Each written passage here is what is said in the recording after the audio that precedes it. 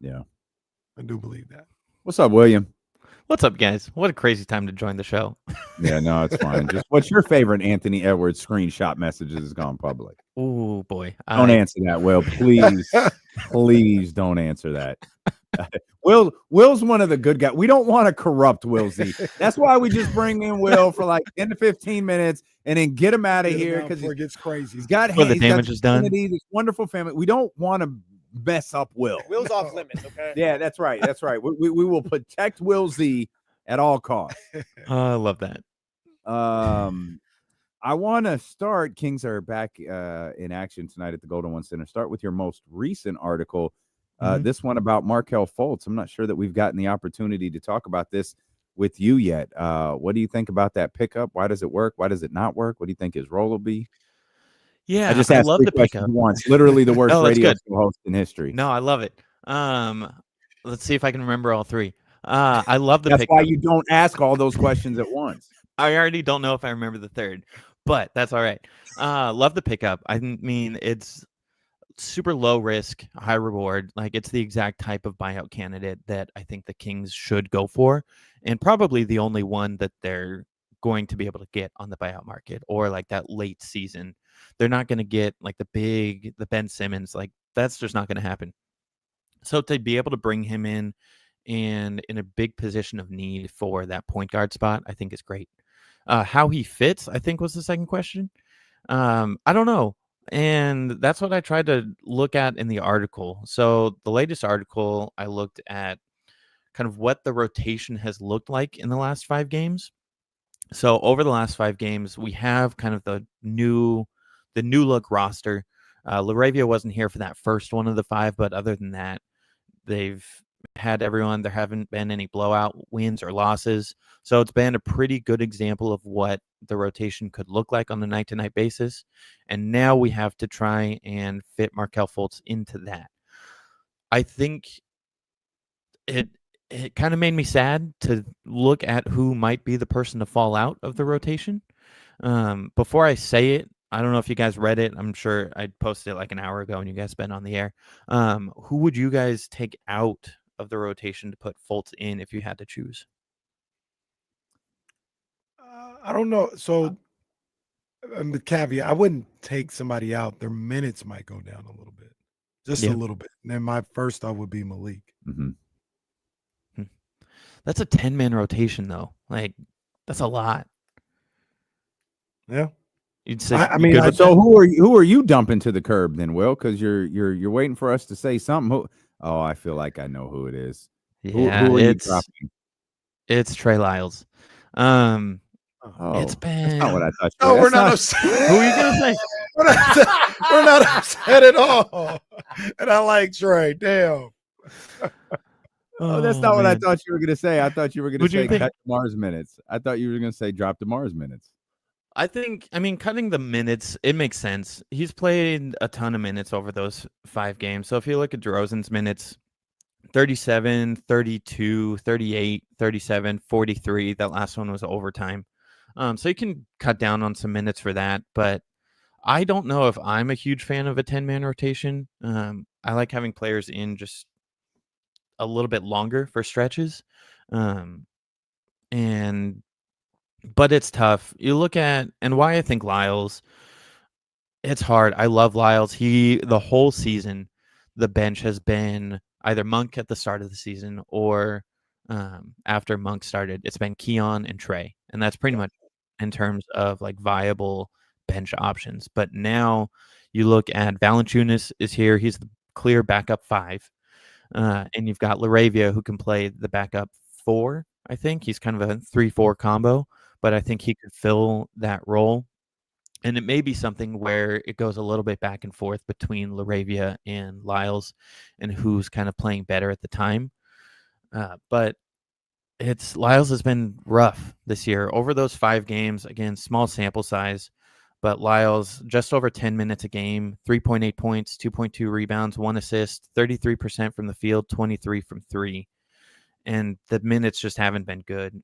We look at the net on-off rating, all the time. And in those 52 minutes that Trey's been on the floor in the past 5 games, Kings are a negative 45 net rating.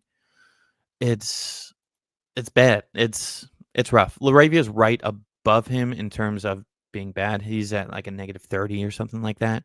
So his minutes haven't been great either, but I'm more intrigued on what I think the combo of Fultz and LaRavia could do than the combo of Fultz and Lyles or LaRavia and Lyles.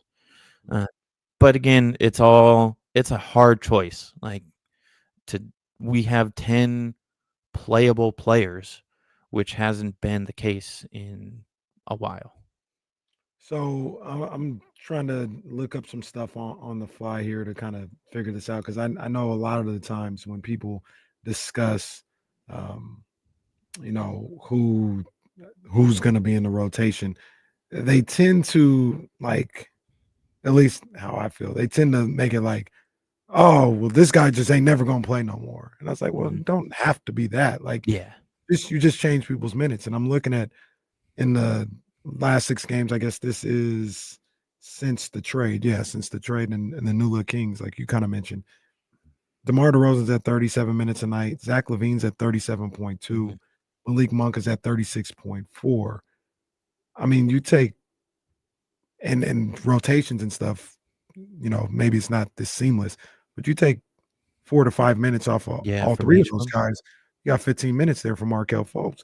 Take another 2 minutes off of Trey Lyles, 2-3 minutes. Now you're looking at the guys playing 18 minutes a night, and that's all we're really asking for.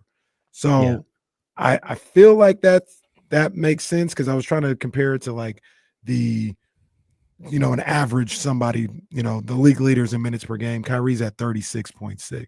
So I don't know if you need DeRozan playing you don't need DeRozan playing the most of any player in the league, with this team. Like, get him down to 32 or something like that. And I think that's a way that you can incorporate Markelle Fultz into the rotation without, completely cutting someone out. Yeah. Nothing to do with nothing. Just a reminder, Kyrie's 32. Like, he ain't a kid. Yeah. Like, leading the league in minutes. You know who's second? It's got to be DeMar. Kevin Durant. Stop. 36.5. Stop. Yeah.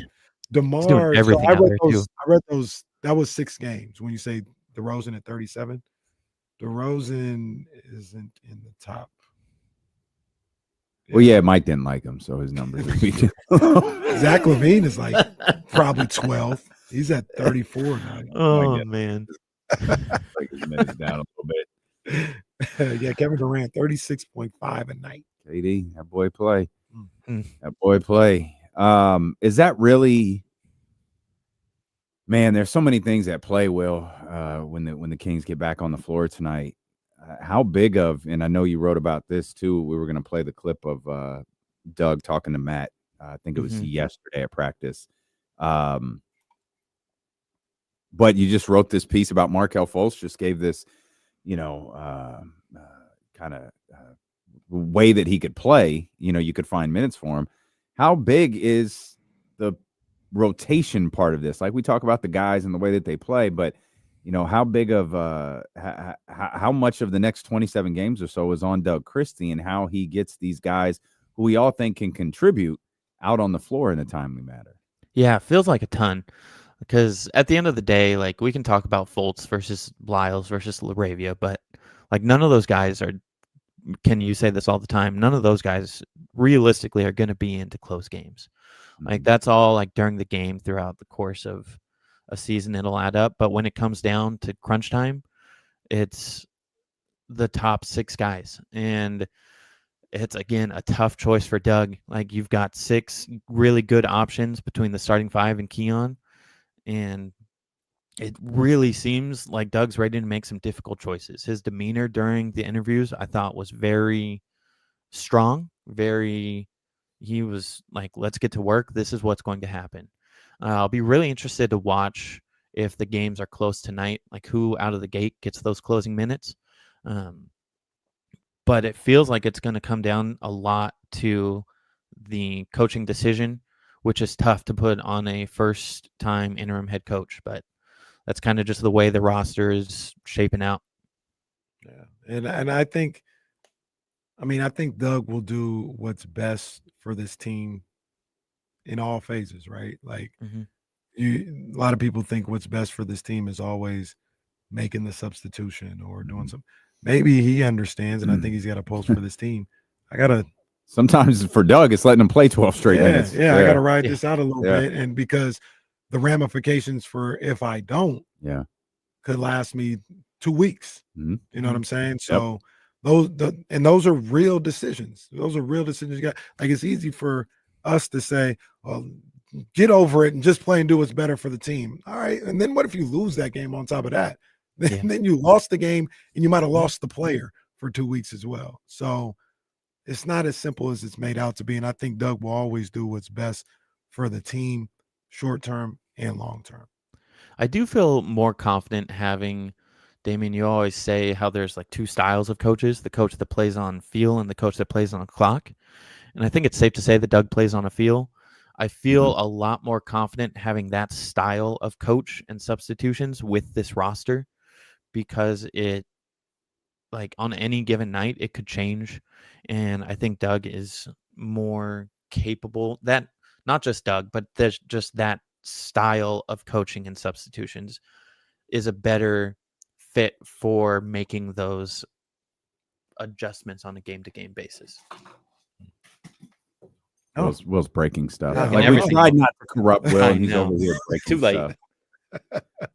We could talk about rotations, Will. We could talk about finding minutes for Markelle Fultz. We could do all of this, but another thing that you wrote about relatively recently is that 3-point shot, and it's been a thing of conversation for a season now. Even maybe dating back to last year. What did your research show you regarding the Kings, their 3-point shot, and what the next month and some change will look like? It's not great, but hopefully that's a small sample size. Yeah, ray of sunshine we'll see here. Oh man, I can only do so much with the numbers. Sometimes you just got to go with what they say. But you look at the Kings 3-point numbers all season. We all know their issues. They haven't been hitting threes, and they've been giving up a lot of threes. It kind of dwindled down a little at the middle of the season. But if we look at the last 6 games, and that's after Zach LaVine's first game, the numbers just get worse. So in the last 6, the Kings have been shooting 33.8%, and their opponents 39.8%. That's a downfall for the Kings shooting percentage and a rise in the opponent shooting percentage. And then I looked at Kenny's favorite stat, the wide open threes, also going down for the Kings and up for the opponent, not only in percentage, but also in attempts. So on the season, the Kings were giving up 19.4. This is the Kings. On the season, the Kings have been taking an average of 19.4 wide open threes per game and making them at a 38.2% clip. Over the last 6 games, that number of attempts drops to 17.5 and the percent down to 33.3. On the flip side, the opponents, I throw that in so many articles, by the way. I type it in as much as possible, and it makes me laugh every time. But the Kings have been giving up on the season 17.9 at a 41.2% clip. In the last 6 games, 19.8, 44.5. So of those 4 data points, the Kings attempts percentage, opponents attempts percentage, all 4 have gone in the opposite direction that you want to go, which is not ideal. It could be, again, small sample size, 6 games isn't that much, but we see the possible nature of this Kings defense kind of collapsing on them. And the early indication of the 3-point defense is concerning. I think that shooting could go up. LaVine alone can make that number go up if he gets back to his career average of like 38%. But the defense, I don't know if they're going to be able to kind of reverse that trend. And that's the more concerning one to me. I got to ask because, I just asking the question. Has there been anything positive that's come out of the Kings in these last 6 games? I mean, the stats, the advanced analytics, it just shows that they're trash and they're trending that way. I mean, have they done anything particularly positive in 6 games? I think their assists have been climbing the last 6 games, so it didn't start well. If you look at their assists, 21, 24, 28, 28, 38. I think that's a good sign. I think the offensive rebounds have been pretty good. You see that especially with the addition of Valanciunas. It's not a fun brand of basketball to just hope for offensive rebounds and putbacks, but I think it can be effective. So we see a bit of that. Just taking a glance at box scores. I don't know. I think Sabonis has continued to play well, but not. They don't go to him enough, where I think that can prop up the team for a 27-game stretch. So nothing super stands out, which is sad to say, and I hate that being the answer. But a few things, but not anything super glaring. Tell me how the Kings make the playoffs, William. And I don't care if it's through the play-in or however. How does this team, like, what goes right the rest of this way for the Kings to make the playoffs? I think it's Keegan getting his 3-point shot back. No, I know. But you look at how effective he's been without a 3-point shot. He ain't never going to hit another 3 again. Or he's less stressed and now he'll play free. Oh, that is a good point. Yeah. Good point. Credit to Hannah for that one. She thought of that. But yeah, Keegan, he's been a very effective player, shooting around 32% on the season from 3. So if he can get back up to the high 30s, he'll go from being effective and a good player to kind of being an above, like not great, but a very good player, if that makes sense. Either that or just riding the hot hand of DeMar or Levine, or just finding one player to carry them every night. And yeah, that's the killer. Well, it feels like you have to have one. Like every night you have to have that. At least someone. The good thing is they've got a lot of options, because I wouldn't be surprised. Monk, DeMar, Levine, DeRozan. I think I said DeRozan twice. Anyway, they have multiple players who can go for like 30 plus on any given night, which is a nice thing to have, but also a scary thing to rely on. Everybody. This is for everybody. Chatty House too. Off the top of your head. I keep looking at this like, what's the most points Keegan Murray has scored this season? I know it, so I won't answer. 22. It's a pretty good guess. It's 23. Who is it against? You want to give it to him, William? Do you know it off the top of your head? I don't remember who. It's Minnesota. He scored 23 against Minnesota on October 24th. He scored 22 against Toronto on November 6th. He scored 21 against Brooklyn on November 24th. He hasn't had a 20-point game since. Yeah. It's been rough. And he had a game. I'm going to be honest. I wasn't expecting that. When I looked up that stat, when Will said Keegan's, find his 3-point shot, I think in my head, I was like, when was Keegan's 40-point game? Like 2 years ago is when it was. And in those games where he hasn't scored 20 since, November, he had 17 or in the first quarter against Minnesota. Bruh. That was such a frustrating game. Man. Yeah. He ended that game with 19. I think, I don't know. I think that's kind of who Keegan is, what he is. And I think I would obviously want him to score 20, but him hovering around 16, 17, that's cool with me. I won't rebounding and defense. I won't cheat. I'll stretch it to 11 games. 11 games, Keegan. This is crazy. Like everything I'm about to say is just wild. Keegan Murray has scored 17 or more points 11 times. That's it.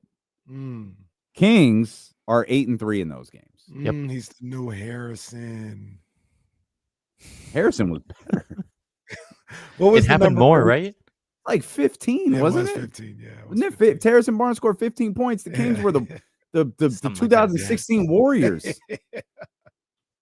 Man. I knew it was bad. I don't think I realized it was that bad. I know. How many single-digit games has he had? That's a good question. Thank you. They played. Well, let me guess here. They played. I love when you. I'm gonna say 55 games. Well, they played 55 games. Out of 55 games, single digits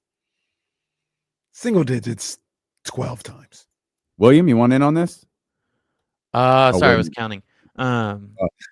What's the cheat sheet right in front of him. Will was trying looking to Kenny Caraway this thing. I was looking at how many times Barnes scored 17 or more last season. You were looking at what? How many times Barnes scored 17 or more last season and what the record was? Oh, okay. I got 15 games. 15 games he scored single digits. It's too many. So we got 15 in single digits, 11, 17 or more? Yep. And let's see. 1, 2, 3, 4, 5, 6, 7, 8. Well, guess they're 8 and 7 in games where he scores single digits. Which isn't terrible. It's not way you would think it'd be way worse. It's their record for the season. Well, yeah, right. Yeah. Well, no, this was fun. No, this was great. Will, thanks a lot for joining us. This is great. Kings basketball tonight. Will and his stupid numbers. Yep. All right, man. Will, we appreciate you. Thank you, my friend. Lots of basketball next week to talk to you about. So we'll be locked into SI, and we'll be ready to talk to you next week. Thanks, guys. Appreciate it.